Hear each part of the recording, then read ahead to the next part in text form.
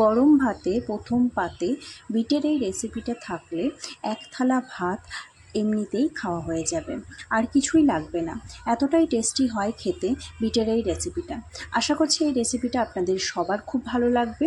আমার চ্যানেল এখনও সাবস্ক্রাইব না করে থাকলে এখনই সাবস্ক্রাইব করে রাখুন, যাতে নতুন নতুন রেসিপিগুলো সবার আগে নোটিফিকেশনটা আপনাদের কাছে পৌঁছে যায় এবং আপনারা নতুন নতুন রেসিপিগুলো খুব সহজেই দেখে নিতে পারেন।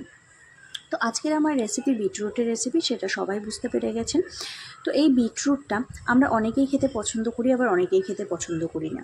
আমার মনে হয় প্রায় 80% লোক বিটরুটটা খেতে পছন্দ করে না, 20% লোক খায়, কারণ আমরা ঠিকঠাকভাবে বিটরুটটা কীভাবে খেতে হয় সেটাই জানি না।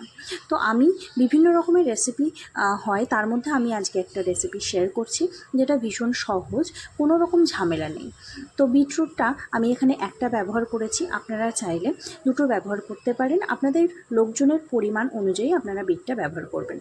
তো আমি এখানে একটা নিয়েছি, তারপরে খুব ভালো করে প্রথমে ধুয়ে নিয়েছিলাম। ধুয়ে নেওয়ার পরে ওটার দুটো মুখ আমি কেটে দিয়েছি, তারপরে প্রেশার কুকারে পুরে দিয়েছি। প্রেশার কুকারে দিয়ে আমি 3 থেকে 4টে সিটি মেরে নিয়েছি। তারপরে দেখতে পাচ্ছেন খুব সুন্দরভাবে সিদ্ধ হয়ে গেছে। আর অবশ্যই এটার খোসা ছাড়িয়ে কখনোই প্রেশার কুকারে সিটি বা সিদ্ধ করবেন না, কারণ বিটের যে গুণাগুণটা বা রসটা সেটা পুরোটাই বেরিয়ে চলে যাবে। তো এভাবে সুন্দরভাবে সিদ্ধ হয়ে গেছে। সিদ্ধ হয়ে যাওয়ার পর খুব সুন্দরভাবে আলতো হাতে বিটের খোসাটা আমি ছাড়িয়ে নিচ্ছি। আমার চ্যানেলে নতুন হয়ে থাকলে অবশ্যই সাবস্ক্রাইব করে নেবেন এবং লাইক করে দেবেন, একটা কমেন্টে জানাবেন আমার রেসিপিগুলো কেমন লাগছে। তো এখানে বিটের খোসাটা খুব সুন্দরভাবে ছাড়ানো হয়ে গেছে। এবার আমি এখানে একটা জায়গা নিয়েছি এবং একটা চাকু নিয়েছি, সেটা দিয়ে প্রথমে বিটটাকে আমি দোয়াতখানা করে দিচ্ছি।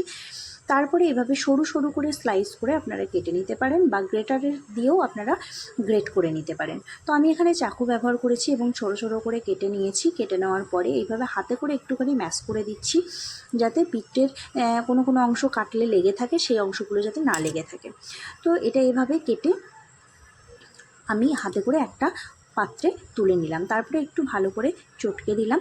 খুব বেশি চটকাবেন না, যাতে বিটগুলো একটু গোটা গোটা থাকে, একটু মুখে লাগে, এরকমভাবে রাখতে হবে। তারপরে এখানে আমি দিয়ে দিয়েছি পরিমাণ মতো পেঁয়াজ কুচি। এবার দেবো ধনেপাতা। তো এখানে আমি ধনেপাতা নিয়েছি, পরিমাণ মতো ধনেপাতা নিয়ে নিলাম এবং খুব ভালো করে ধুয়ে নিচ্ছি। ধুয়ে নেওয়ার পরে এটাকেও একদম ছোট ছোট কুচি করে কেটে নেব। কেটে নিয়ে আমি এর মধ্যে দিয়ে দেব। তো আমার এখানে পেঁয়াজ আর ধনেপাতা দেওয়া হয়ে গেল। এবার দেব পরিমাণ মতো ঝাল। এখানে আমি একটা লঙ্কা ব্যবহার করেছি। ঝালটা অবশ্যই আপনাদের স্বাদ অনুযায়ী দেবেন, বাড়ির ছোট বড় থাকলে সেরকম ভেবেচিন্তে ঝালটা দেবেন। তো আমি এখানে একটা দিচ্ছি, কারণ আমার বাড়িতে ছোট বাচ্চা আছে, খাবে তাই। এবার আমি এখানে দিচ্ছি লবণ। এবার বলি, এখানে আমরা যে টাটা লবণ খাই সেই লবণটা অবশ্যই ব্যবহার করবেন না, এখানে বিট লবণ ব্যবহার করবেন। বিট লবণ ব্যবহার করলে এর স্বাদটা একদম দ্বিগুণ চলে আসে। এবং এখানে আমি পাতিলেবু একটা নিয়েছি, লেবুর একটা সাইড কেটে এখানে পাতিলেবুর রসটা দিয়ে দিয়েছি। তারপরে দিয়েছি এখানে পরিমাণ মতো তেল। তারপরে খুব সুন্দর করে হাতে করে আমি মেখে নিয়ে নিলাম। ব্যাস, তাহলেই হয়ে গেল আমার বিটরুটের একটা দুর্দান্ত রেসিপি। কেমন লাগলো অবশ্যই কমেন্টে জানাবেন এবং আমার চ্যানেলটা অবশ্যই লাইক, শেয়ার, কমেন্ট করবেন।